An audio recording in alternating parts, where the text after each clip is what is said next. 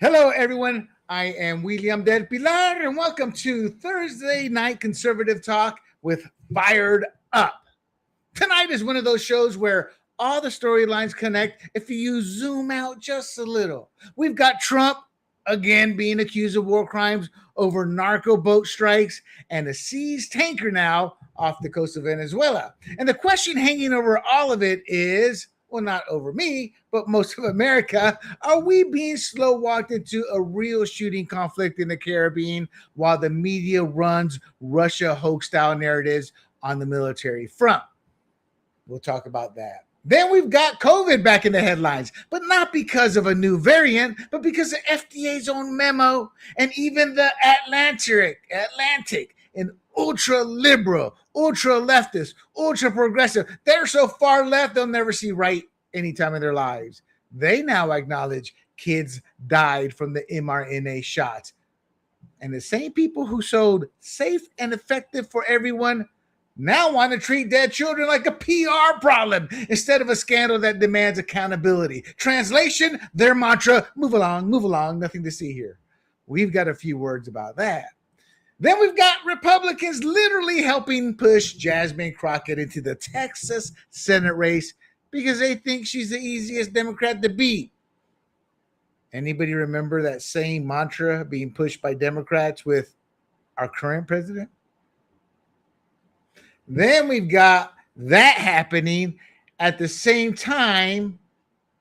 We're seeing a push by the socialist wing to shove aside more electable establishment Democrats. You'll never guess who's being challenged. Hint, jeans. Then we've got Miami, where a Democrat just flipped the mayor's office on tiny turnout by hammering what the G-Man keeps talking about, what I talk about, what Annette Ross talks about, affordability, while the GOP lean on the vibes and Trump's past wins and found out again that if his name isn't on the ballot, the voters really don't like you, GOP. And a lot of our voters don't show up. Put it together and you can see the same pattern. Democrats sharpening their message and moving their socialist wing into real power. Republicans coasting on Trump's coattails and past victories, and massive questions about who actually gets held accountable when the experts and the political class get people hurt. Now, with that said, I want to put in my final 30 seconds in here. We have a messaging problem. We have an arrogant, we have an elitist, we have a corrupt California Republican Party, but it's not just here. I'm seeing the same story played out in New York, now Miami, Pennsylvania, all these races at the state and local level, where during election season they say, don't talk about Trump, or we're not with Trump. And they actually think that will work. When Trump's on the ballot, he can move the needle. When he's not on the ballot, all these conservatives hear that message. Well, if you don't support my president, I don't support you. You know, in the back of my head, I picture your classic, what's the term? Stereotypical backroom smoke cigar filled with old, fat, white, rich cronies. It's not that, but in essence, it is that. Just there's women now, there's Indians, there's blacks, there's Latinos. The shape, size, and culture may change, but human nature's still there. The money they want and all they care about is money for themselves and grifting. That's why we call it the consultant class. They get paid no matter what. And when do we find out that their way doesn't work, never works, will never work, is when we see these off-season elections and then we get shellacked in the midterms. We still have time, but I got to tell you, people, until the current GOP leadership gets that, understands that, and acknowledges that, as David Higlio said a few weeks ago, populism is here. And it's here to stay. And if you don't accept that, leftist populism with this socialist class will slowly begin to take over. And your kids and your kids' grandkids will be the ones that suffer. Never forget that. And with that, let's get tonight's show going. And let me bring in the panel. Let's hear what they have to say about my comments here. Of course, they're brilliant, I know, so they probably won't have much to say, except, if not, I'll kick him out. First up, we got the G-Man. How you doing, G? Good. I don't know of any Indians in those smoke-filled back rooms with the power brokers. Well, we used to know one. Actually, there's a lot here. They're just not in the power broker rooms. But you go to one of those conventions, I was shocked at how many farmers are Indian. You know, and they have a rich legacy. They were the ones that wear the turbans. Which ones Sikhs, are they? yeah, the Sikhs. Yes, California has a rich history of Sikhs in this state. You know, and that's you can never stop educating yourself. So maybe they haven't made it to the back room yet. G, Miss Annette Ross, how are you doing? Good. I thought when you said brilliant, you meant me and G. I see those lumps I gave you from Tucker last week haven't worn off yet. So, guys, what do you think? Do you think my non in the notes question is, and we're going to talk about it a little bit more in depth, but in general, I don't think unless we start turning it around, I see more and more shellackings happening, and I don't think the current GOP leadership gets it. I don't think they want to get it. I don't think they care to get it as long as they get theirs. The rumors are out there how much the former California Republican chair made off of the Prop 50 debacle. We know there's a whole sordid history of grifting off the party. I think I don't want to get into it too much because I want to talk about specifically in its segment the Miami election, and the loss isn't what most people think, but it's still a loss. This seems to be happening. New York City, Miami, Prop 50 here, New Jersey, Pennsylvania. It's and then the race that we won, we should have won by 20 or 30 points. We win by 10 points in Tennessee, in Nashville. And let's not sugarcoat it, people. She was a nut job. She's the type of woman who lost in New York City that even we as sailors at 2 a.m., we go, no, bro, don't go there. Don't go there. That's how bad a candidate and a human being she was. G, your thoughts on the GOP? Yeah, I mean, she going back to that Tennessee candidate. I mean, I think she pulled her inner Michelle Obama and actually trashed her own state. Whereas Michelle Obama said, "I've never been proud of this country until they elected Barack Obama, her husband." So and she came within 10. That is a little disturbing. I think the GOP, if they focused on affordability, which Trump is now doing, he did a speech 2 nights ago and talked about lowering prices and all that. That will go a long way. You got a year. You got 1 year to do it. But not only that, I think they need to throw in housing. I mean, just real quick, the housing market is more unaffordable than any time in history, even the 2008 bubble time. And there's some relatively simple fixes, and Trump's talked about them a little bit. One, either increasing the capital gains exclusion on the sale of your home or eliminating it altogether. And two, taking your existing 2.8% mortgage and moving that to the new house, right? So you still have the same loan, you're just paying for the new house with the proceeds from the old home. So if they focus on those things, I think we'll be fine next year, personally. What do you think of that? Did either one of you watch MTG on 60 Minutes yet? Yeah, I haven't and I won't because she's old news. Her relevancy will only be played up by the leftist media now. You know? Okay, William, you're right about that. However, I mean, if you're paying attention, and I know you are, there's a lot of fracturing happening in the Republican Party. I don't think it's going to bode well for us next year at all. And unless what G says comes to fruition, which is we get the affordability to a better place than it is right now. I'm talking to people even just last night at a party who are saying that they need to leave. Two young guys, different conversations, both said to me, they feel like they need to leave San Diego because they can't afford to live here. I'm like, where are you going to go? Where do you think you can afford to live? And he's like, good question. So Yeah, I hope we could maybe, like he said, there's some fixes. I don't know. Did you mean the 50-year mortgage when you were talking about that? Was that one of the potential fixes? I mean, it could be, but I think that's a waste of time. Fix the other Yeah. two things, right? Keep Right. our interest rates low, and then make ours. I'm stuck in my house. I have capital gains on the gain of my house, and I got to pay taxes on that. And then I could not afford my next house. Right. So make it tax free. Let me buy the next house with every dollar that I make on my existing house. I'll move, and then a bunch of supply will come on the market. House prices will fall, and then younger people can afford them. Simple. The guys in Washington don't want to do that. I guess Annette didn't like that idea. No, I guess not. She got boot. Did I boot her out accidentally? I'm trying to put some notes together, and I noticed one of the keys shifted. Annette, were you that turned off by G? I think you just got me out of there, William.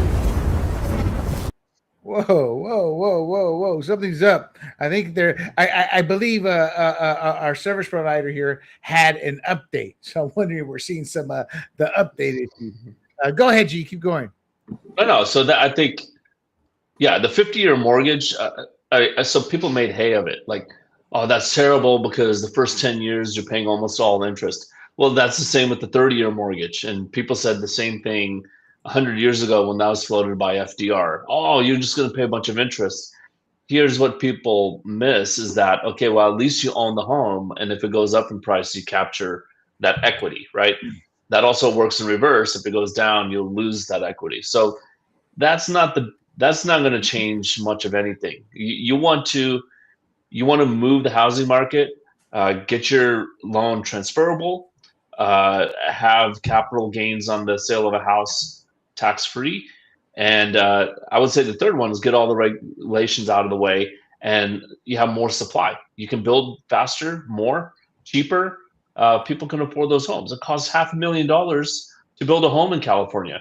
That's just the cost. So now the builder has to, mark it up to what, 657 just for a starter home. I mean, how many people can afford that? Well, okay, so here's a couple of points why I'm going to disagree. Obviously, you guys aren't marketers, and I'm being dead serious. Campaigning and selling your products and selling your message is marketing 101. It's that simple. What did Obama do for it? It wasn't true after the first couple of years, but what did he do for 8 years? He blamed Bush every single day. We knew it was a joke. You knew it was a joke, but that's what the people believed. That's what helped propel him over Romney. Romney's loss wasn't as big as people think it was, So it's messaging. The big, beautiful bill has tax breaks, it has issues like that. It's not that I disagree with you, G. I agree with you. That's what they have to do underneath to work it. What it is messaging. You can truthfully blame Biden. For one whole year, you only heard Trump say that. And as he got more involved with peace talks with all these countries and NATO and Ukraine, he stopped that message. And the Republicans never picked that message up. So if they can all get on the same page and that mantra becomes the theme with the affordability, we can win the midterms. But right now, the Democrats have successfully captured that affordability messaging right now. Trump's first day was Pennsylvania yesterday. Now, Trump, look, I'm sorry, President Trump, you're a freaking idiot. It's a hoax. Affordability is not a hoax. Everything G said is correct. Yeah. It's correct. We got here from just 4 years ago, G. I want to say 4 years ago, prices in homes are like doubled. Yeah. Just doubled in 4 years. Yeah. Doubled. Think about that. We can throw out all the stats, but in 4 years, it doubled. And here's the other thing is they don't make starter homes anymore. A starter home used to be, me and my wife, we live in pretty much a starter home because we don't have kids. It's 3 bedrooms, garage, couple acres, a little bit over 3,000 square feet. Starter homes are 2,500, 3,000 square feet.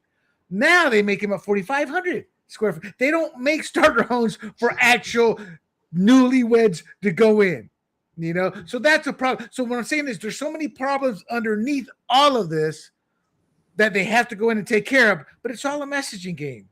Trump got on the message. He needs to understand the messaging game, though. He's angry. Everything's a hoax to him because of the Russia hoax. It's like somebody needs to go bop, bop, bop, bop, bop on his head there. Melania, somebody, because his wording is destroying his own credibility, because that person goes, well, hell, it's not hoax. I can't afford it. But he also needs to pump up what he has done.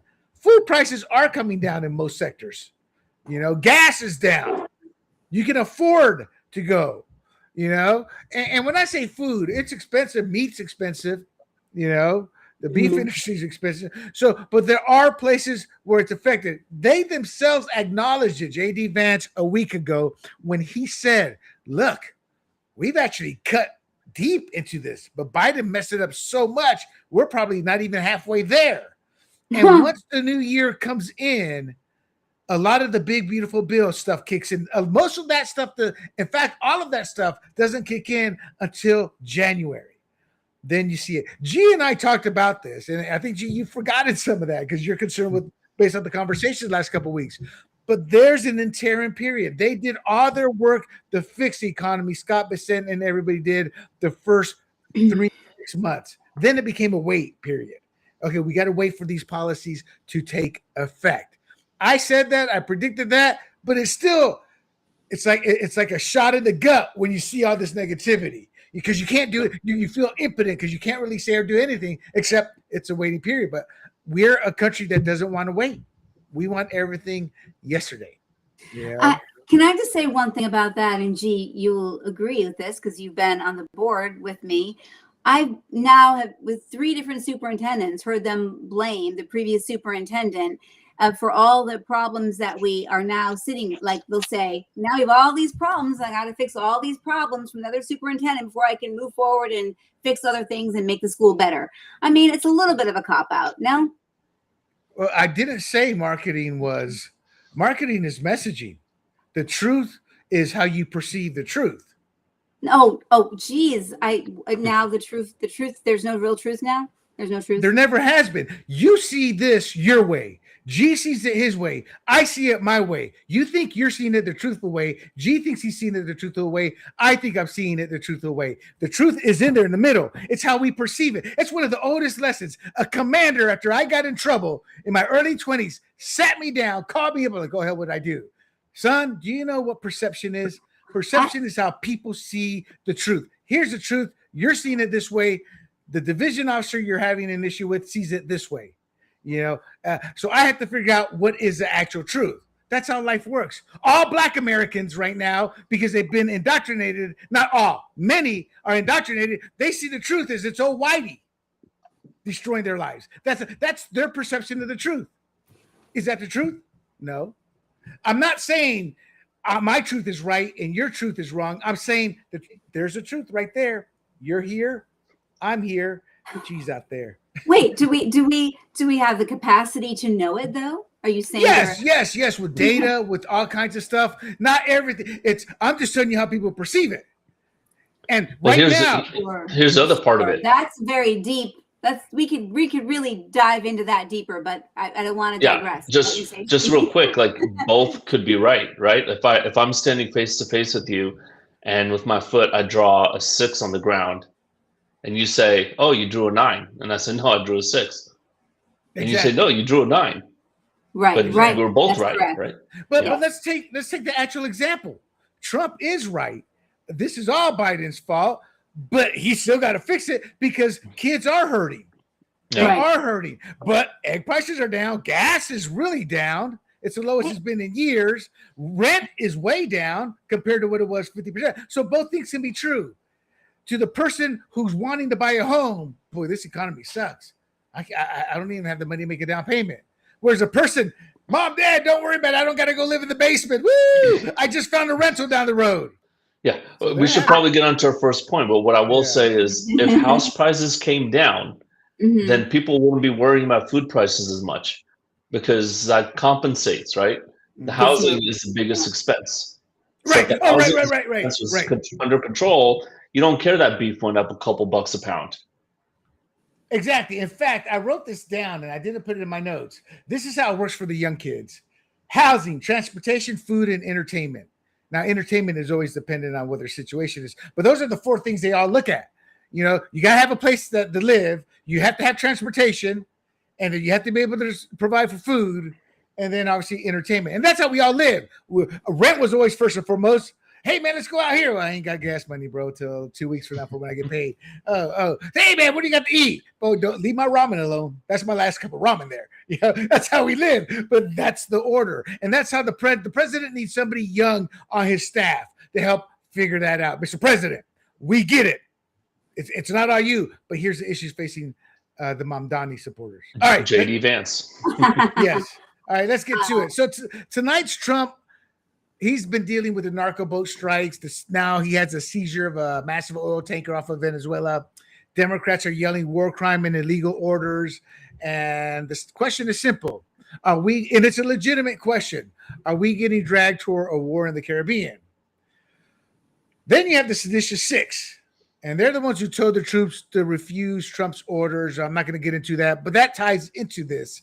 And as we all know, Trump has launched a hard-edged maritime campaign to blow him up on these narco boats. And he actually has the public's support on it. It doesn't seem like it, but when some of those polls are taken, they have the support. Now, the Democrats in the media, they're branding parts of this as potentially, but they always say potentially illegal. They never say illegal or even war crimes. I mean, they'll say it till they get called out on it, you know. And Trump and his team, they insist it's lawful. They got the JAG backers. They got the law on their side. They have history on their side. So now the seditious six, who said, you know, Mr. E3 dumbass, you don't know what it is. Don't do that order.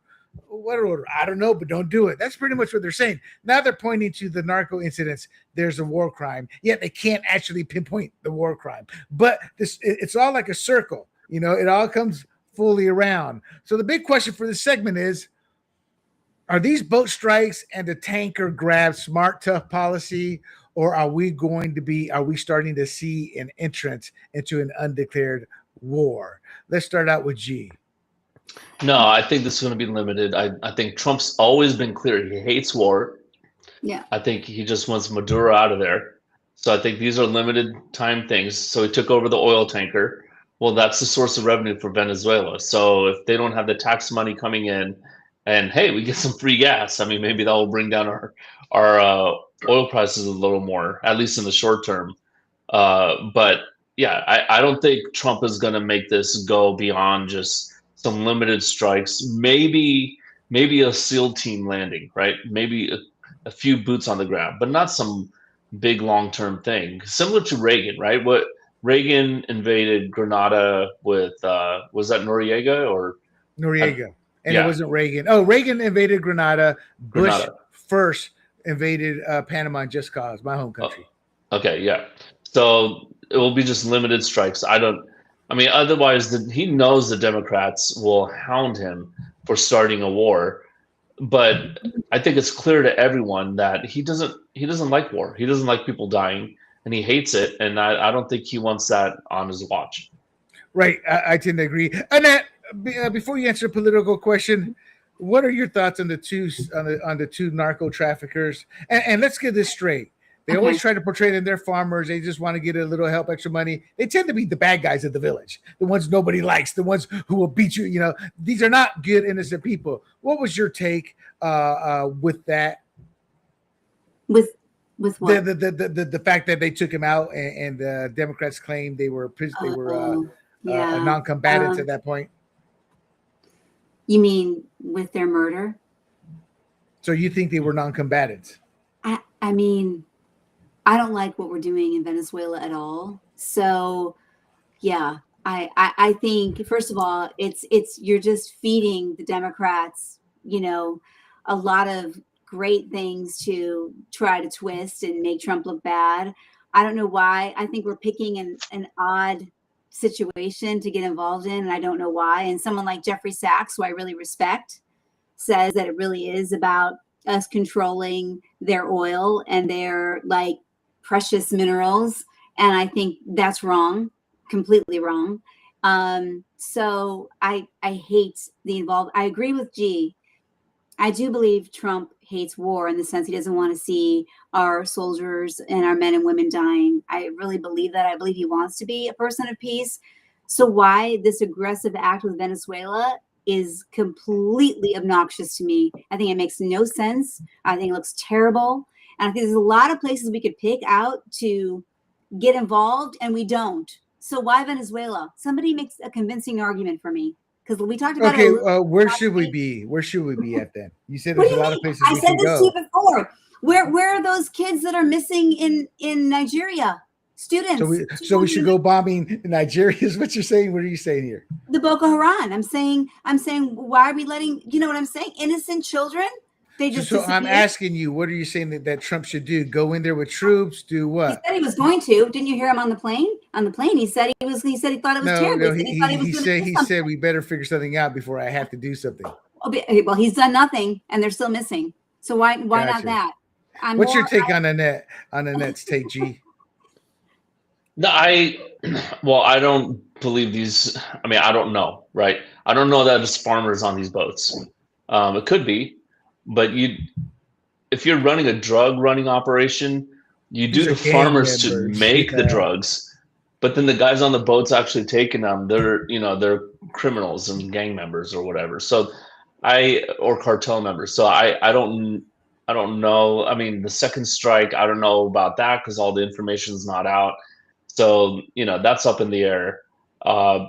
Do I agree with Annette? Like, is getting Maduro out of Venezuela our fight? I mean, we've always had the Monroe Doctrine that this hemisphere is our hemisphere, whether we still believe that or not. And Nigeria is not our hemisphere. So I'm just more of an isolationist overall. So I just think, look, if we need to blockade Venezuela, fine. But if we're going to start bombing them, I'm not for that. But then let me ask you this, though. Don't as many drugs come out of Colombia? So why not Colombia? Are we going to take them on too? So what's Yeah, the real... he just warned the Colombian president. I think this is bad. Yeah, No, I think this is just a pretext to fight the socialist government more than actual drugs. Because you're right, you're never going to stop drugs, and it's more than one country. But I think this is just a pretext of, hey, you're a socialist, we don't like your government. I think that's it. Well, what's happened is there's a crossing of a line. I saw this firsthand in Panama with Noriega. The U.S. tolerates a lot. Then eventually lines get crossed. And the U.S. it's like, okay, we looked the other way for so long. And I think Trump is at that point where I think the establishment was okay with Maduro doing even worse, heinous things. And that includes the exponential increase of shipments. See, people think it's Colombia. Like you said, what about Colombia? That ship sailed a few decades, over a generation ago, in the sense it's not just Colombia. The cartel, it's in Mexico, it's in Venezuela, and Maduro, as with Noriega, it's a unique issue because the head of the state is allowing it to happen. It's not like when Colombia's government was trying to battle them. There's nobody. It's open season. And that's what's increased. They were seen as Venezuela's going to look the other way. And with all the fentanyl and Trump has always had an issue with drugs. He doesn't drink, doesn't smoke those drugs. He ran on his first time with the opioid crisis. And this is merely an extension, along with the Monroe Doctrine, which Trump believes in as well. And Trump, I don't view this as war. This is more political. We're not going to see troops on the ground. If you see any type of spec ops on the ground, it's going to be to blow up key areas, but you're not going to see boots on the ground in engagement. And I also think that the Venezuelans, just like in Panama, they're not it's like, remember Iraq, the sixth largest, strongest army in the world. And they were like a paper mache. A lot of these countries, their numbers aren't as good. And when you do a pounding war through the air, that tends to expose that. And I don't think we'll ever get that far. In fact, Maduro just last week was on the telephone trying to negotiate a settlement to leave, like the Shah did in the 70s, negotiating his exit. And that's where we're at right now. Maduro wants like 1,000 of his cronies to be able to go with him. Nothing gets charged on him. What's that term? Oh gosh, I'm drawing a blank. Exile. No. They get away with everything. They don't get charged for anything. About 1,000 of his cronies. He wants to keep 200 million of his own cash. So we're in negotiating terms. But I think Trump views it more from the drug perspective, and they've crossed the line. And every situation is unique. Nigeria and Africa, that's a completely different beast. We have had excursions into Haiti, Panama, El Salvador, Guatemala, because this is our hemisphere. We have history here, and we do have a stake. You make a really good. You make a good point about Haiti. Look at Haiti. Look at the state of Haiti. Look at the state, but look at the country of Haiti. How much are we helping those people? We are helping them. The problem is the people we're helping there is taking all the money. Yeah, you remember Papa Doc and Baby Doc? No, I don't actually. Then before then maybe read up on them. It's how dictators get into power, and the money that goes to help. They're like gangs. They're like gang leaders. They're corrupt. And Madero's corrupt, but I'm saying we're doing something about that and nothing about the Haitians, who I think have they're not a government that hates us. We actually work with them, and we give him money. We give him a lot of aid. It just doesn't go to the people. It's corrupt. Yeah. So what are you trying to say? Can I say the dirty part of it? What's that? Yeah. Venezuela has been, I don't know which terms to use, maybe all of them, the biggest oil producer outside of the United States in the Western Hemisphere. So now they're very important because of oil. And I'm a drill guy, but that's the reality. So now you got a socialist government in there, and they're in charge of the oil. And it's like, well, we don't like the socialist government, or that they got the faucet on the oil and they're selling to their cronies in Russia and all that. So I think that's another part. China. China's their biggest purchaser. So that's another piece of the puzzle. And so don't you think then, William, that it's a little bit of a dicey situation to get into? We're going to make some other people upset. Who cares? Life is like that. I'm not saying who cares by meaning so what, but I'm saying is if that's how you look at everything, then we're going to be an isolationist, like G said. The problem with being an isolationist is the world keeps moving. And if there's no U.S. presence in many places, the bad guys go in and they win. Period. I just love it when you say hold on. If there was no U.S. right now, who would own Ukraine right now? Russia would. Because whose weapons, whose money, who's funding that damn war? We are.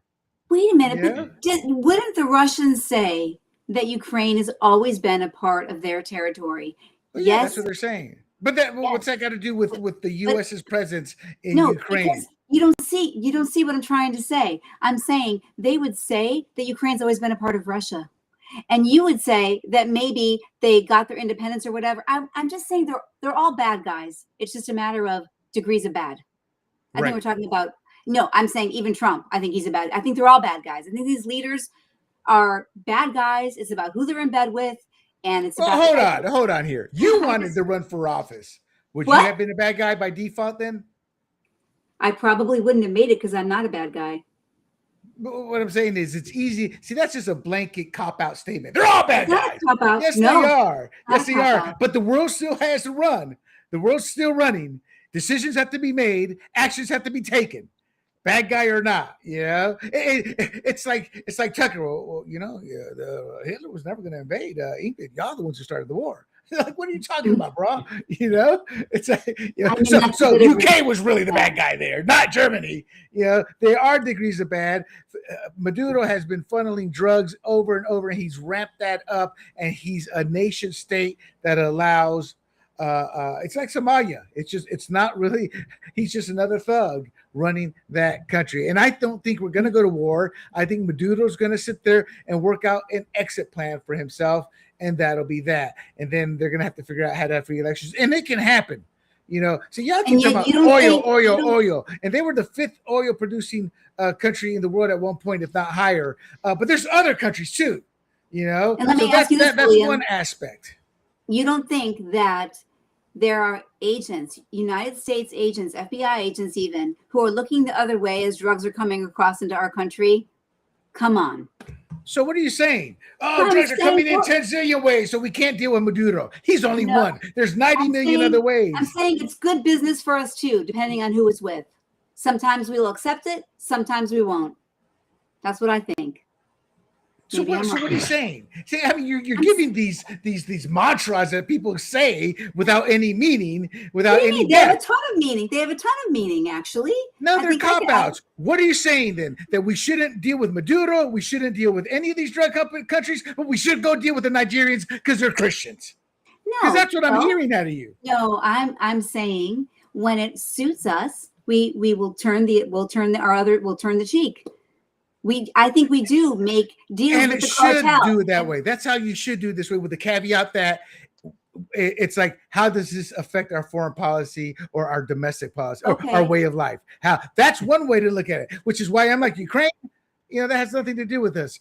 Maduro, okay, I can buy it because it's our hemisphere.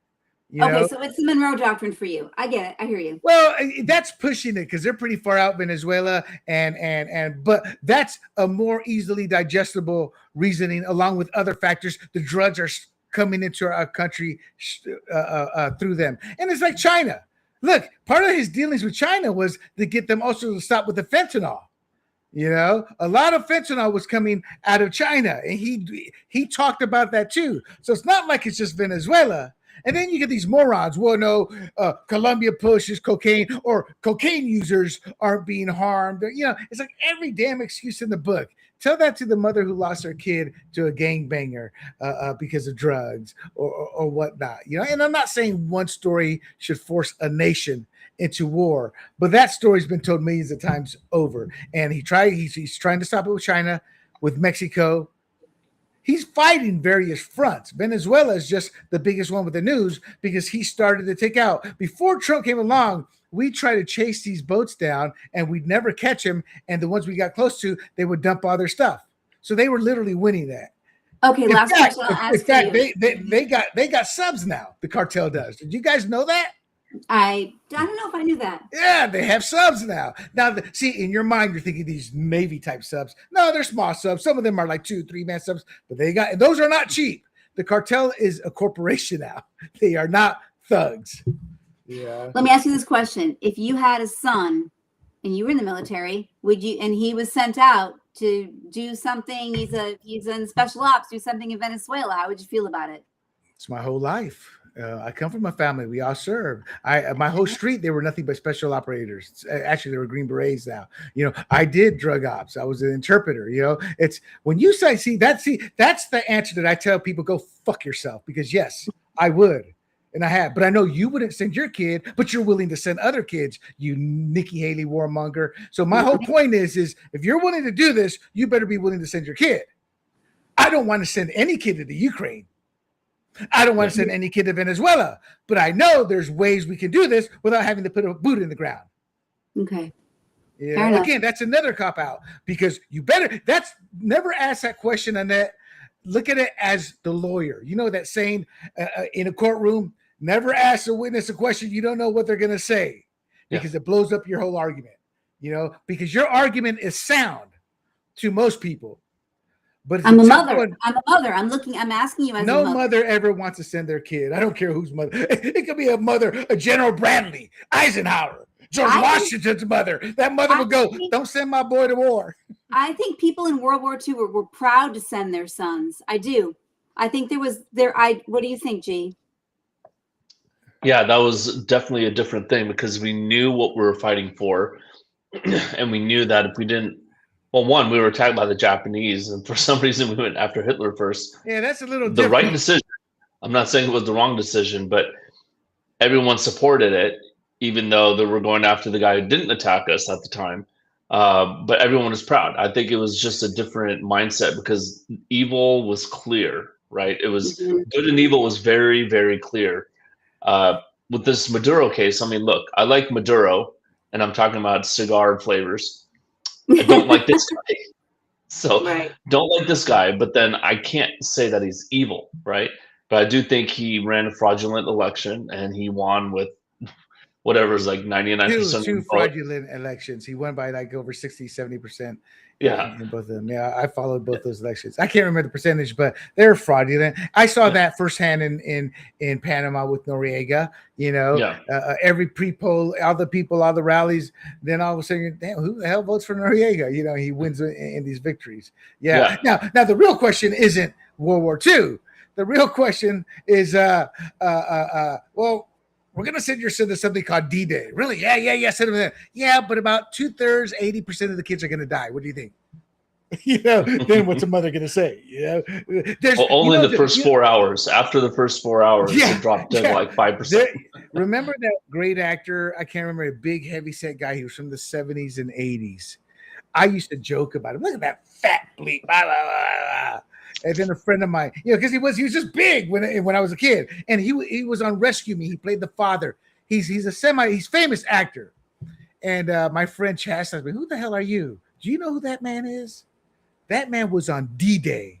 He was on that. I never looked at that. I'm like, eat all you want, brother. He said in one of his interviews, he was just a scared 18, 19-year-old kid. He turned around. The Sarge says, follow me. He goes, turns around to follow Sarge, and Sarge is blown in half.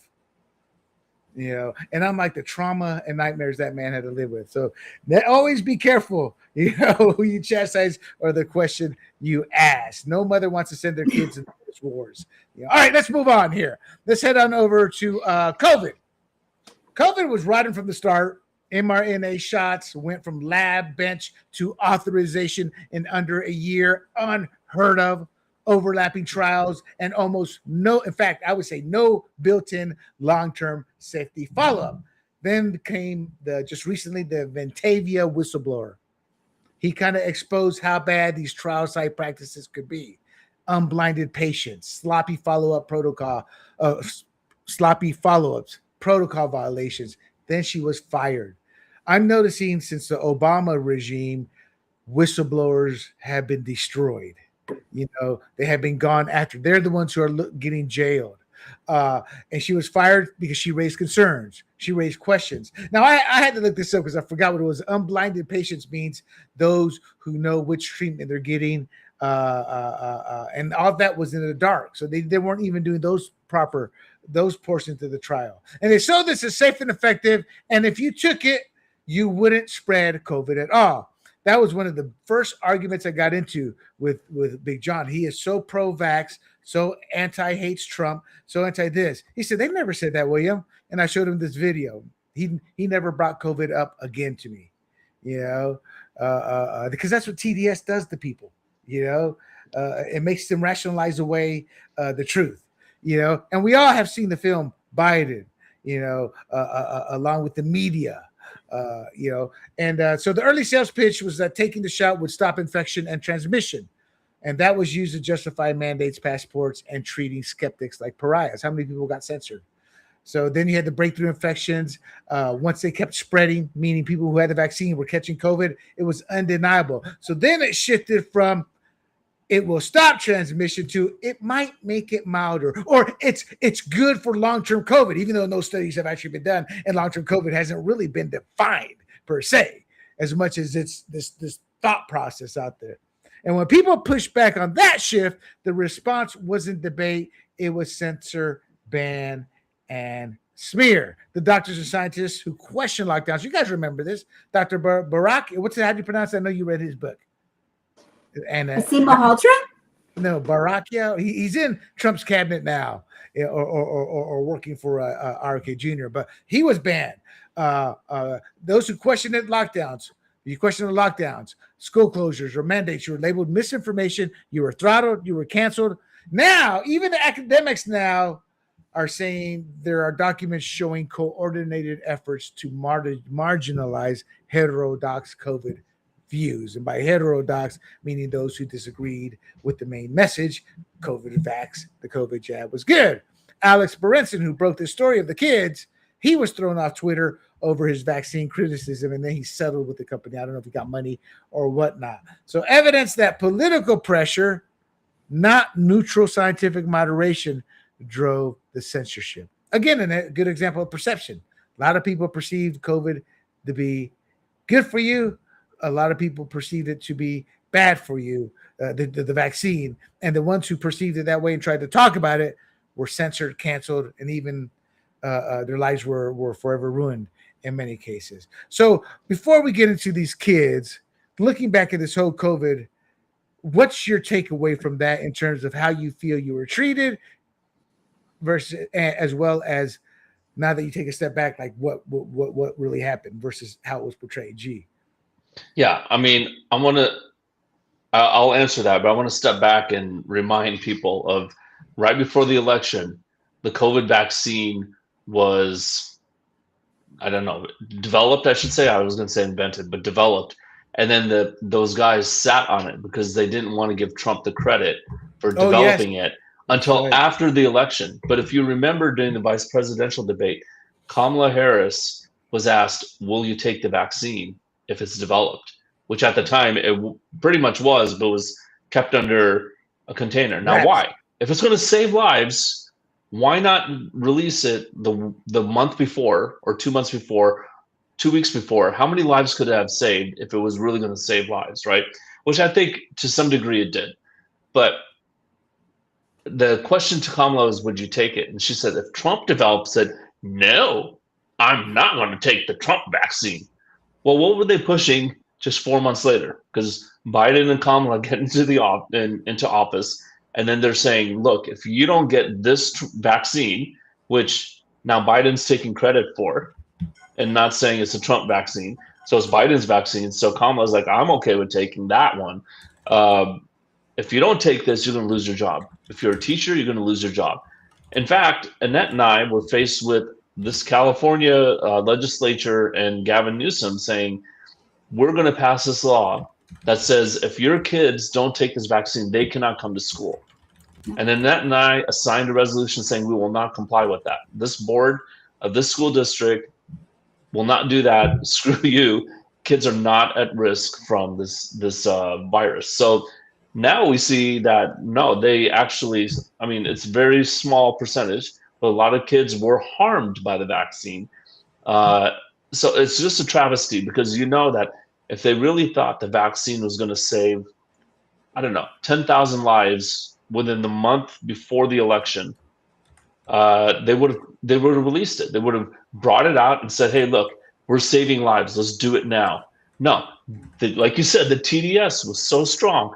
They're like, let's let 10,000 people, in their mind, let's let 10,000, 20,000 people die so that Trump doesn't get back into office, and then we can give the vaccine once Biden gets into office. Now, I remember the vaccine rollout didn't happen until end of January. So, you know, there's another, like, let's wait till Biden gets into office and then we can start jabbing people. So how many other tens of thousands of people died during that time? So I just think it's a travesty now that they're looking at the black box warning for children. I think that's great, because I'm still getting notifications from a hospital. Hey, it's time for your COVID vaccine. And I'm just like, why are you pushing this on me still? Is COVID a thing? Okay. So Annette, your thoughts? Well, I guess your bigger question was, how do we feel about it? And I think it was almost like, for me, and maybe other people feel this way, like the veil was, parted. And I, for the first time, saw government in a completely different way. I think before then, I generally trusted government most of the time. And it really changed everything for me to think. And I always believed that the vaccine, there was something about it I didn't trust right out of the gate. And I guess I would say, you mentioned, there's a black box warning. Yes, we know that, especially for kids. I don't know. And isn't it true that there's no recourse for people who receive the vaccine? If there were problems that resulted from it, they can't, that's in the 1980s. In the 1980s, under Reagan, one of the travesties that he allowed to happen is, because I disagree with G. I think overall the COVID vaccine helped people. No, I don't. There's no study that can actually show that. There's a lot of theories, that it made it milder, it made it this, so what is it? Somebody's groaning, oh, it's doing you good. Oh, those are the studies they reference. But my point is that happened in the Reagan in the 80s. And my issue with that is the vaccines were so safe. Why can't you sue if your child gets so messed up. And it was only, if I remember correctly, 4 vaccines, or maybe 4 to less. It was single digits. Now it's like 70. Polio, yeah. Mm-hmm. Yeah, now it's like 70 or 80 something now.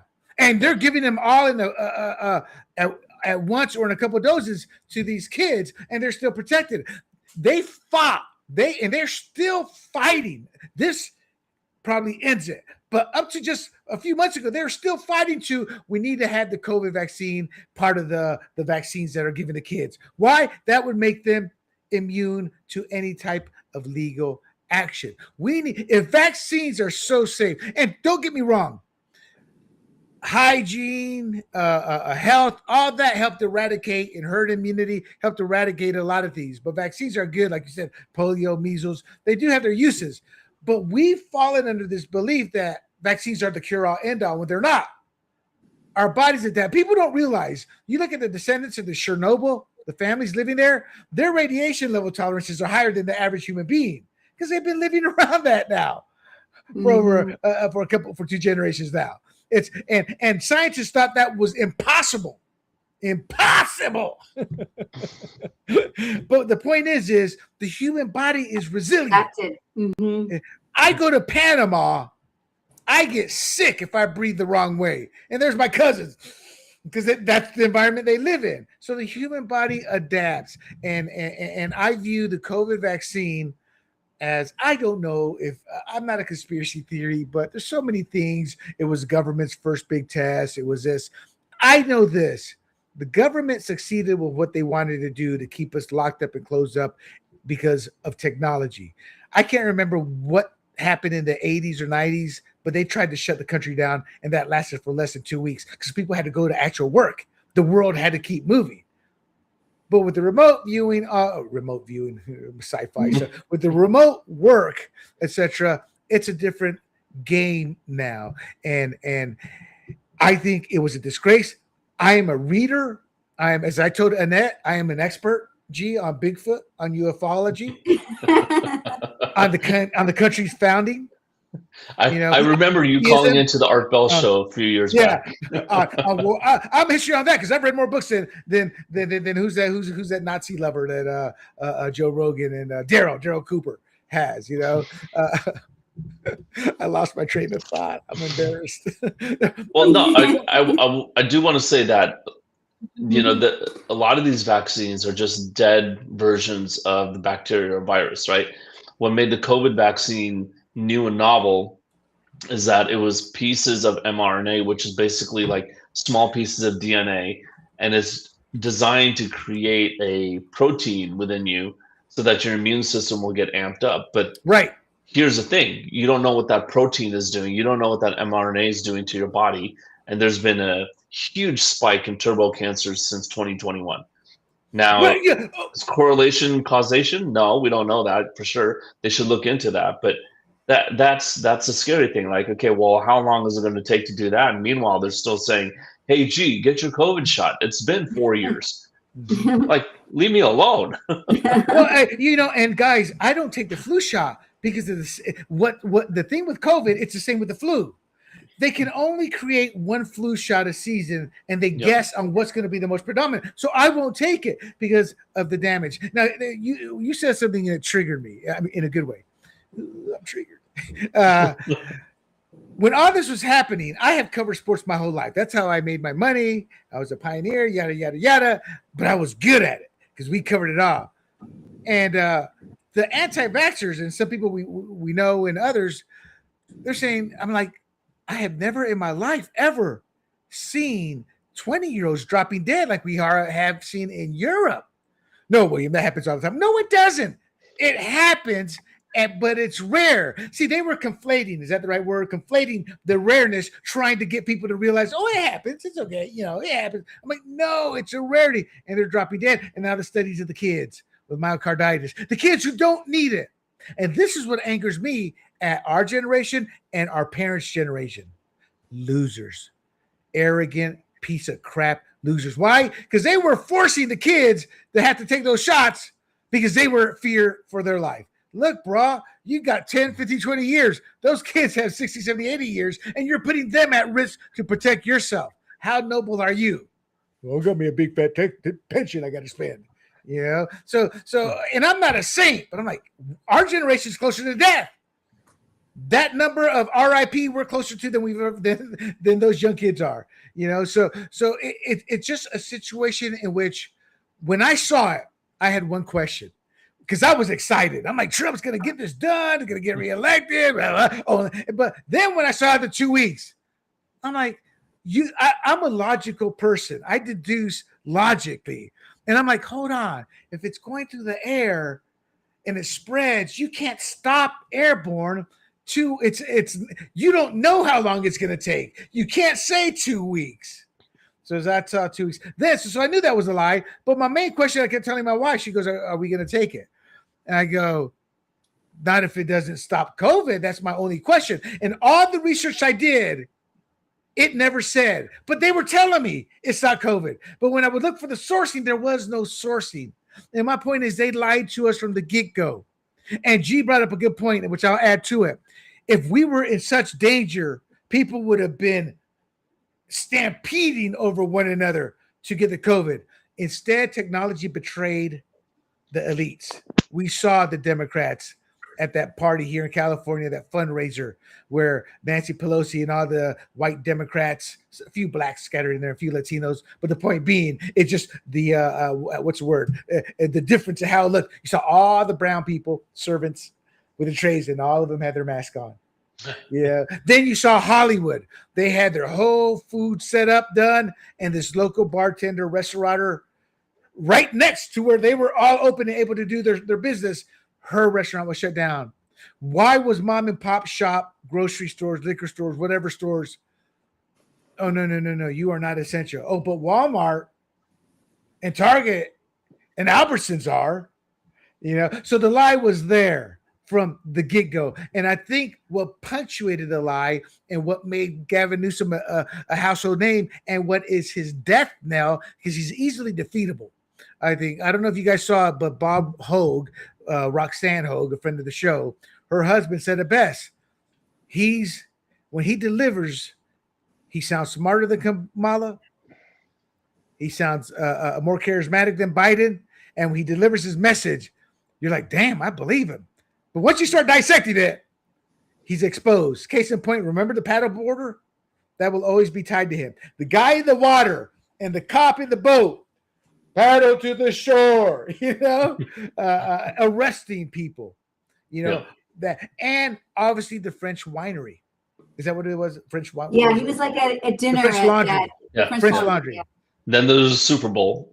Yes, exactly. So it was a big lie, big scam. And you know what my wife is concerned about now? She goes, I had to get tested every day. I had to drive down by the mall where they did the testing, the COVID, so you could go to work.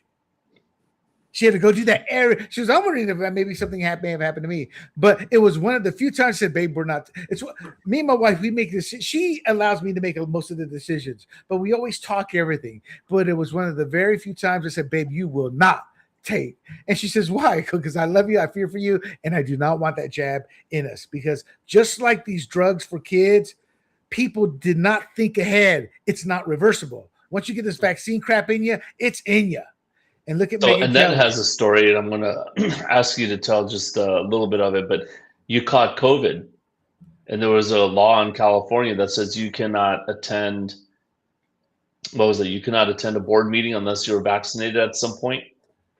Do you remember that? Yeah. And you were told you. Yeah, I do. I do remember that, and I can't remember what even the resolution. What did me?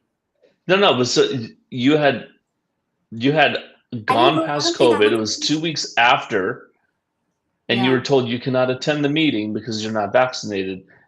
And I had to argue the point. This is stupid because you just beat off COVID.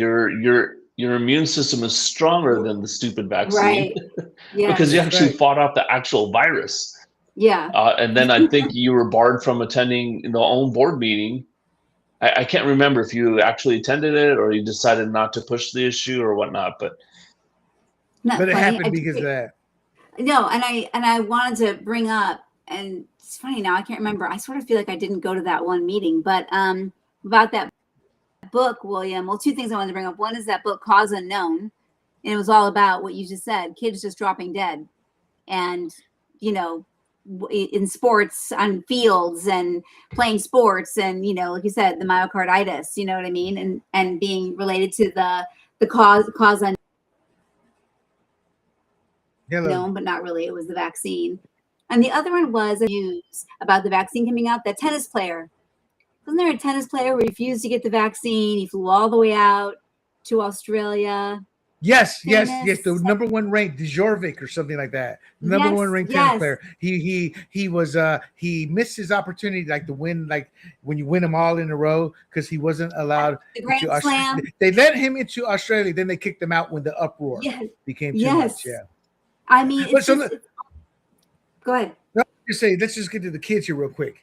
An internal FDA memo from Vinay Prasad says reviewers tied COVID mRNA shots to at least 10 child and adolescent deaths, mainly from myocarditis. And people, that's when you're running down and you drop dead. We saw that with Damar Hamlin. And to this day, they won't admit that was myocarditis from the jab that the NFL forced on the players. So for the first time, we have had acknowledgement that the vaccines killed American children. The memo looked at 96 pediatric deaths from 2021 to 2024 and concluded no fewer than 10 were related to the shots, while noting, here's what they also leave out, they noted the real number is likely higher. Now, the Atlantic, which is like the far uber left magazine that's owned by Steve Jobs, I never earned a dime in my life's wife, who is also a big time progressive. Steve Jobs, he of Apple fame, for those who don't know, or not Apple fame, Apple creation. So he said, so they're uber left. That's where all has been left go to die. They end up getting a job there. So the Atlantic, including Jamil Hill. The Atlantic's piece, yes, some children may have died from COVID shots. They're admitting that children were very low COVID risk. I mean, they didn't need the damn jab, but it was forced on them. But they argue that acknowledging this is necessary mainly to avoid helping anti-vaxxers. Now, I had to put that through AI because I had to double check. What are they actually saying there?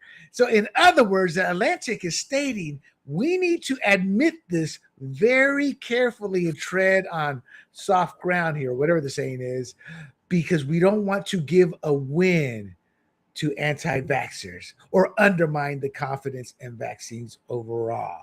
Now, this is the same outlet. Got to give credit to Alex Berenson. He got this. I wish I had his URL. I don't. But he has a Substack. Just look up Alex Berenson and you'll probably be able to find that.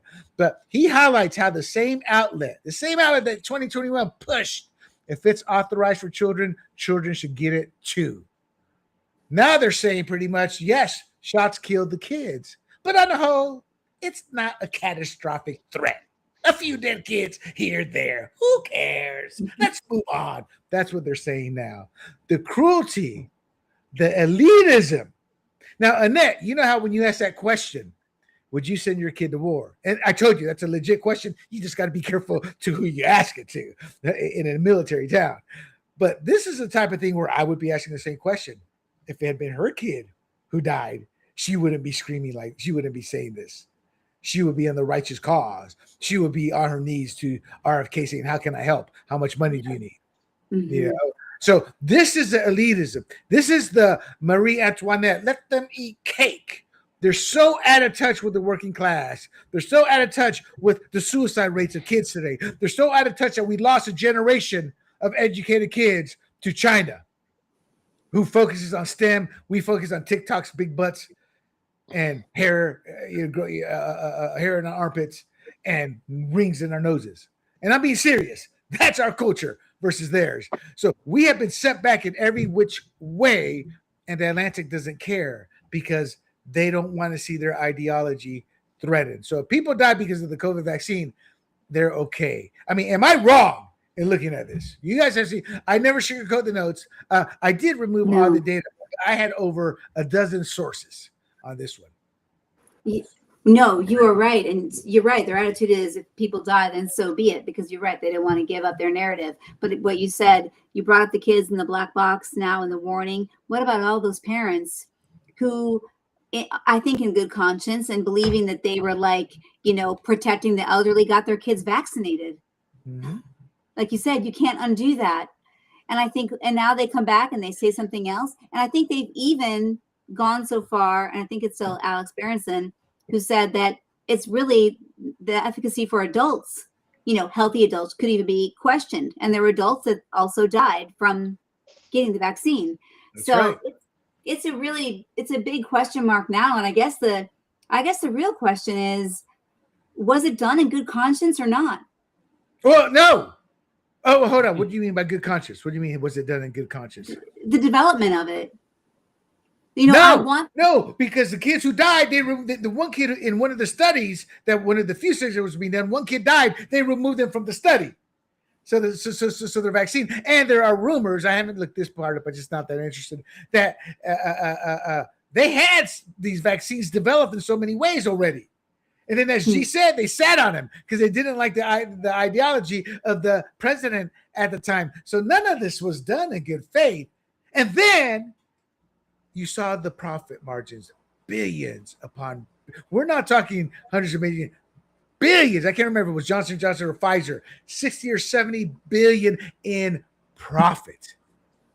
Then they're pushing, well, we got to make this mandatory with the 70 some odd or 80 some odd vaccines we get this. Why? It's more money. Gee, there are going to be black box warning. They're talking about that they're weighing a strict black box warning for Pfizer and Moderna mRNA.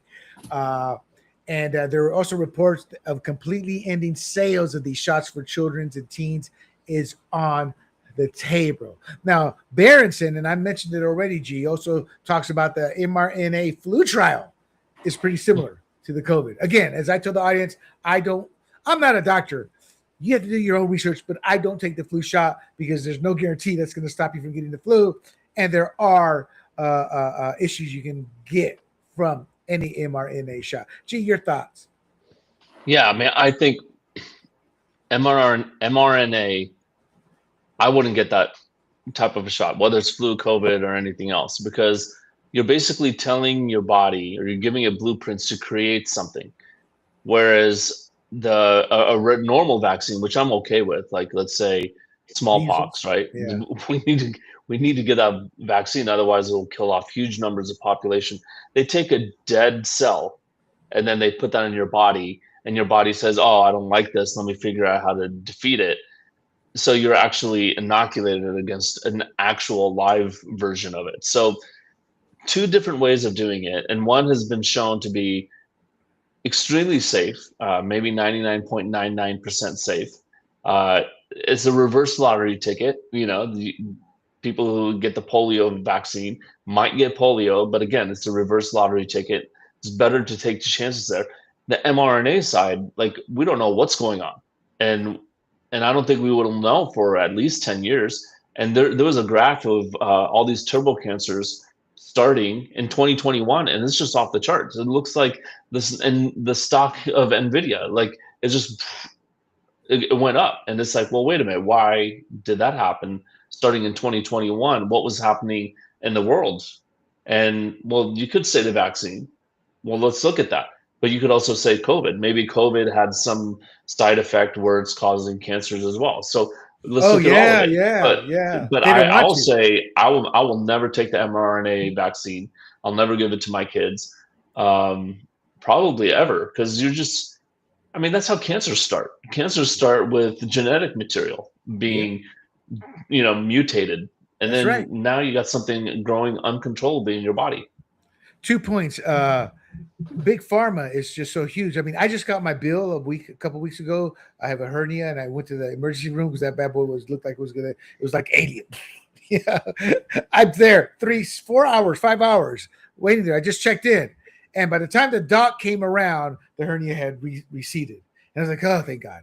And he just said, man, well, you're lucky you're here in case something had happened. He spoke to him for 5 minutes, 10 minutes, $3,000. $3,000. I swear to God, he did nothing.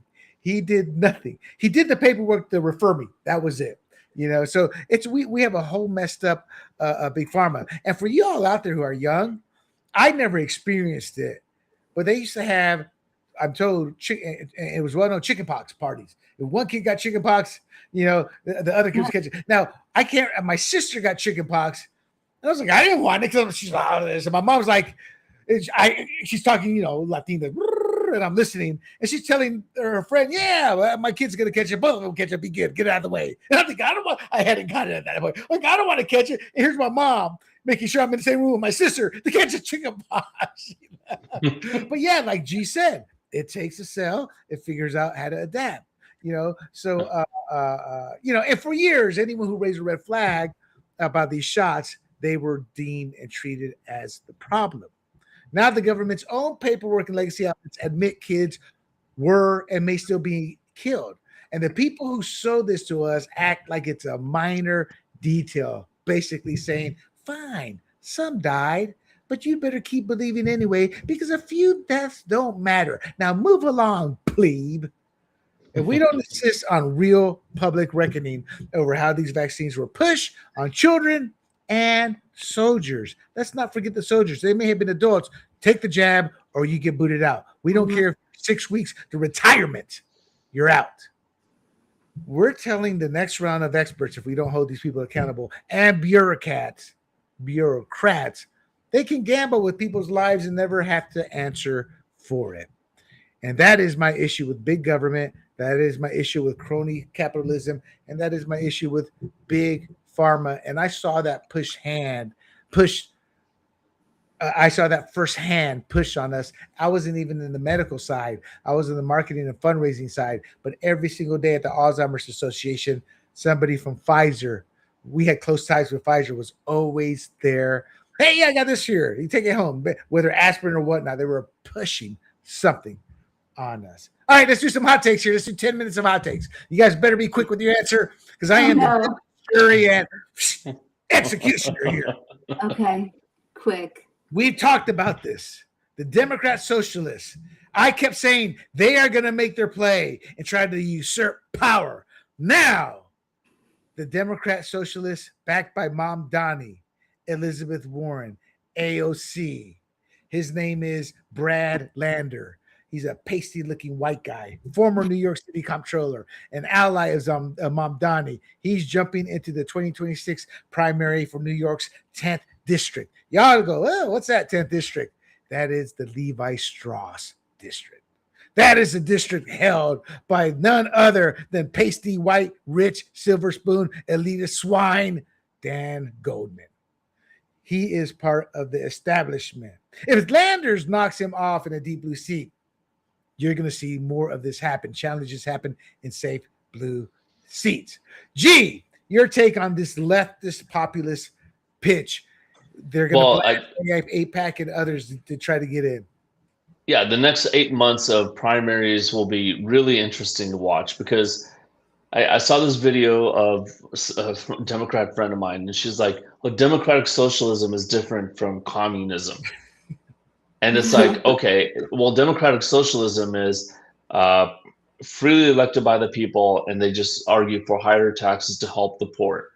Oh, it sounds so innocuous. Well, if you actually listen to what Mom Donnie's saying, it's a communist ideals, right?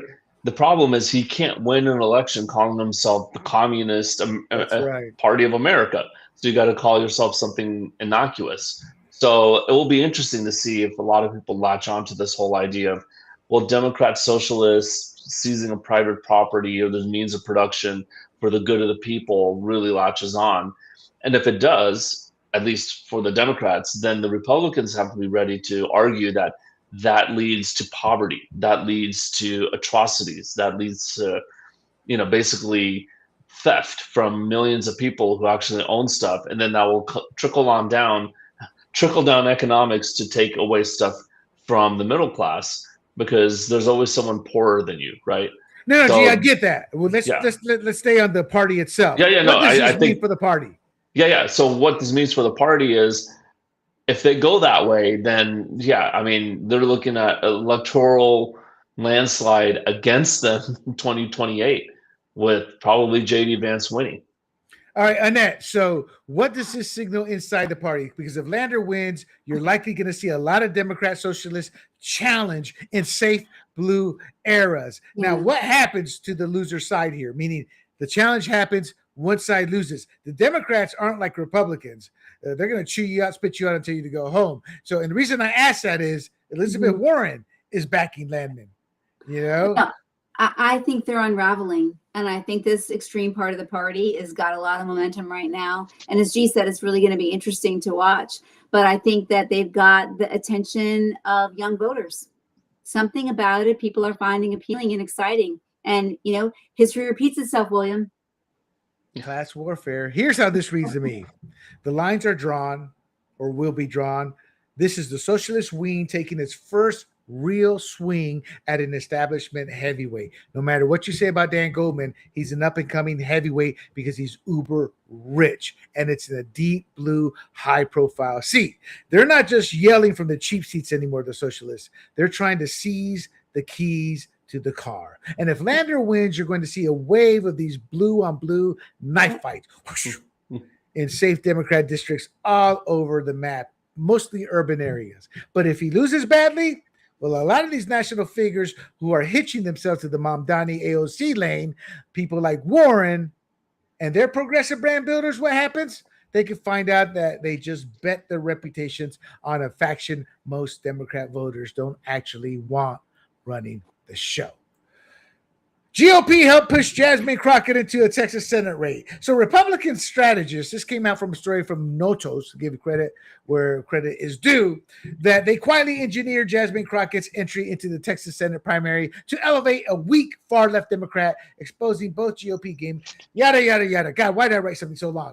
The GOP helped get her in there by putting her name in polls. Because of her name recognition, she polled higher. So they made sure that got out there. And Jasmine goes, ooh, look at that. I got to run. Boom, she ran. The two serious contenders dropped out because they don't have the name recognition. The GOP says they planned this out. Annette, your thoughts on her in the race itself. How do you see this with her in the race playing out? You mean, how do I think she'll do? Yes. I don't know. Ask G first. I'm not sure. G. All right. Well, G, how do you think this will do? And the reason I say that is never say never. Isn't this what they said about President Trump? And I'm going to go back to Annette because Annette, I just kind of dropped it on you. The reason I asked you is how is she going to do? Yeah. She's not expected to do well and is expected to get shellacked. But do you know, tell the audience if you know, who told a certain Democrat who turned Republican, yeah, you should run, man. Check these polls out. You're looking good. You mean to set her up? Yeah, that's what they did to Jasmine. Bill Clinton did that to Donald Trump before the 2016 election. Oh, I didn't know that. You always learn something from me. See, I am now an expert on Bill Clinton and Bill and Hillary because I read the books. I'm up there with Daryl Cooper. I'm just on here learning. Jasmine, though, I mean, I have so many feelings about her, but do I think she was set up, or is she going to be the one to get the last laugh? Exactly. That's what I'm asking. I think come on, the crystal ball. No, I think it could be surprisingly in her favor. All righty. G, let's hit back to socialists. She's a hard-wing socialist. Let's say she even gets close. What does this mean for the socialist brand? And do you think this was a smart move by the Republicans? No, if she wins, of course, it'll be huge for the socialist brand because it's Texas. Yeah. If she wins Texas, and that's a statewide vote. It's not a particular area that's blue. It's a statewide vote. So that's huge, and that's disturbing for the whole country. So I don't think she's going to win. I think she's going to lose. I don't think it says one thing or another about the socialist brand because of that, because everyone will just dismiss it as, hey, it's Texas, right? So just as I'm saying, I don't think she'll win, they'll just say, well, of course the socialists will never win in Texas. So I will push back. Hillary Clinton was the heir apparent So Bill might have all pushed Trump to say, "Hey, why don't you run? That would be great." That I won't push back on that. But I think Trump decided to run when Barack Obama made fun of him at a I forgot what the dinner was, but Yeah, he was making fun the of him as a correspondence dinner, yes, correspondence dinner. that one. And he's saying, well, a reality TV show host, chiming in on world affairs and started making fun of Trump. And you could see Trump was in the audience and he was not smiling. And you could see in his, well, you couldn't see his eyes, but you could tell he's like, I'm going to run and I'm going to beat you guys and get into office. I mean, obviously he didn't run in 2011 because it was way too late. So anyways, I'm going beyond my hot takes here, but yes, you are. I just want to push back on that a little bit. Can I bet G $5? G, can I bet you $5? Yeah. We'll see. I think what happened was, hey, Donald, come here. And Donald Trump's like, are you talking to me or Monica? Who are you talking to?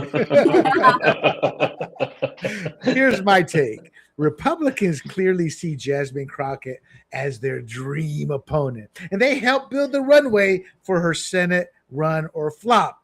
But under that, you've got the socialist wing of the party using that same moment to try and rip away power from the old Democrat establishment in Texas. She did that. She got the two power figures to drop out, and she will be the nominee.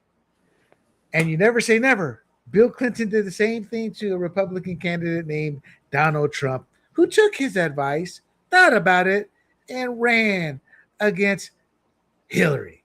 If Crockett somehow wins a seat, the far left will claim they own the party's future in states like Texas, and that would likely be true. That's why they wanted her to run. The odds of her winning are worse than Donald Trump winning the presidency. And if she gets smoked, Republicans will celebrate, and a lot of Democrats who lined up behind this lane are going to find out they gambled their careers on the faction most voters, again, never wanted in charge. But the real loser, conservatives, we're going to get stuck with John Cornyn again. Final topic. Miami flip shows Trump's dependence and Dems affordability edge. So what happened? Miami just lost. They had a Republican mayor who had termed out. The new Republican was endorsed by Trump. This was a runoff. And this is pathetic on the Republican Party. And it's pathetic on the Democrats and America. So what happened here, Miami elected Democrat Eileen Higgins, white Anglo woman, against Miami, a brown Latino or Hispanic. I don't know if he's Cuban or not. Man, and the reason I say it that way is because nobody saw that coming. It's a Spanish town. They just clearly thought that it's kind of like a white man getting elected in Detroit or Baltimore today. It just doesn't really happen. So she beat the Trump-endorsed Republican Emilio Gonzalez. It was a December 9th runoff. Turnout was only about 21% of Miami's 176,000 registered voters. So only 37,500 ballots were cast. Higgins pulled 22,100 out of that, about 60%. Gonzalez finished 15,000, about 41%. So it was about a 59 to 41%. But look at the votes in Miami, an urban center, one of our metropolitan areas in the United States of America. 22,000 votes for the winner, 15,000 for the loser. So this history-making new Democrat mayor is in office with a paltry voter count. That tells you this wasn't a wave. It was a turnout game. Your thoughts on this? She ran, because those are the numbers. Comment on that if you want. But she also ran on, guess what? Anybody want to take a guess on what else she ran on? Affordability. Thank you. She ran on affordability. The Republicans ran on Donald Trump and Ron DeSantis and what they've done. Annette, I think she ran on food, gas, on all the things that the everyday local voter cares about. Like you say, the kitchen table. Yes, where the Republicans ran on the national issues. It's like, to me, that's a damn disconnect. Look, they don't care about Donald Trump in Miami. They care about what that mayor is going to do for them. Your thoughts from that perspective? This is affordability. No, the kitchen table issues, I think, obviously are going to appeal to the people who voted. I think it's really concerning that the turnout was so low, actually. And I think it's to what we were talking about earlier, and what we've been talking about sort of this whole show a little bit, is that I don't think it's necessarily people have lost interest. I mean, people are interested in whether they can feed their children and buy a house. But I think that people are disenchanted, honestly, with the government. I do. I think people are and don't really know where to turn. And I mean, I think I'm not saying DeSantis hasn't done a good job and they couldn't get that message, but obviously that wasn't that appealing because it wasn't like, again, relating to me in my everyday life. And people, I think even as a person who's run for office, as a person who's just like a mom, I do want people to talk to me and relate to my everyday life and the needs and concerns that I have. Although I do have, wider concerns as well. But the most important thing to me is my family and my food on the table and my district and my home. And, then it goes out from there. So I think it's just sad sort of and very concerning that the turnout was that low, which shows like a real lack of interest. And what's that about? It's apathy. G, again, the cost of living, affordability, basic services, how regular Miamians are getting squeezed by prices and growth because rent's getting sky high, housing is sky high because they really do have an influx of blue state citizens moving there. Now, the results say Democrats can still flip a trending city if they hammer affordability, while Republicans act like Trump's past Miami-Dade performance means the work is already done. Who's at fault here? Well, the Republican Party for not turning out. And that's I'm talking about the ones who are in charge of the turnout machine, right? So talking to Corey of our local San Diego Republican Party and he had made the case that all these elections are all about turnout. And I mean, okay, so Miami's population is like 440,000 people. And what'd you say, 40,000 people voted? So 10% of the city voted. For 37,000 ballots cast, and the person won. And if you had just flipped 4,000 votes, it would have gone the other way. I mean, you're talking 1%. You flipped 1% of the population. So it's just a turnout machine. But I do think that having the right focus helps too. When I ran for office, someone asked me, "Are you for Israel or Palestine?" And I'm like, "Wait a minute. This is a school board. I'm running for school board. Like, what am I going to do in terms of that policy? Oh, I just want to know about your judgment." I'm like, okay, no, you just want to know my political opinion. But I'm talking about the school issues and I want to balance the budget, right? And so I stayed on message. I won that person's vote. And I said, look, if I can't affect it, I mean, you should vote for me for what I can affect. So anyways, I think that's what happened in Miami. Turnout failed. The messaging for the Republicans failed, and we lost the city. And good luck to them. Hopefully, we'll turn red in 4 years. Yeah, I put the whole blame on the Republican Party, the leadership, a bunch of grifters, people who can't make it out in the real world, so they become political hacks, and it's disgusting because the Democrats connect with people. I mean, would it have hurt for DeSantis? Even Trump or somebody to go arm in arm and walk through there? I mean, that goes a long way. Democrats always do that. They bring out the big guns. I'll never forget Schumer, AOC. They don't like one another. They were hand in hand with Mamdani, walking down. You never see that. We have lost touch with the people. Trump's just started to get on the campaign trail. So I am concerned, but not concerned, meaning we're in the low point of this. But I am concerned for the midterms, not because of Trump, because he's not on the ballot. I'm concerned with all these Republican parties, machines across the country because they're losers. I'm sorry. They're losers. In 2020, they allowed the state to literally break the law with the absentee and the mail-in ballots, things like that. Here, we've never challenged the mail-in ballots, our California Republican Party. So yeah, I view them as weak. I view them like I view Larry Summers. Remember Larry Summers last week in that? Yeah. Larry Summers. Oh no, that was 2 weeks ago. G was there with us. 3 weeks ago. 3 weeks, yeah. I mean, I just look at him like, you're not a man. I feel for your wife because when it comes time to man up, you're just not a man. And I say that metaphorically. Yeah, but it's just like the GOP needs a man up. And affordability is an issue. So here's what this should tell our side. We are still the party of low propensity voters who turn out when Trump is on the ballot and disappear when he's not. Why? We don't like you, GOP. You have to win us over and you're not. Meanwhile, Democrats are quietly stealing the wins with 20-something thousand votes and an affordability message. Common sense. If we keep taking victory laps, if we keep living off Trump's coattails and don't build our own ground game to improve turnout and create a real cost of living message, cities like Miami are going to keep slipping away. States will slip away. This is happening throughout the country. And the arrogance of the GOP at the state and local level is costing us huge wins, and it's shaping a narrative Democrats can exploit. It's time for Trump and the GOP to get back on their messaging game. After all, Obama successfully blamed Bush for 8 years with lie after lie after lie. Trump and the GOP can truthfully blame the last 4 on the Democrats and Biden. And there you have it. That is our show for the night. I want to thank my 2 panelists here.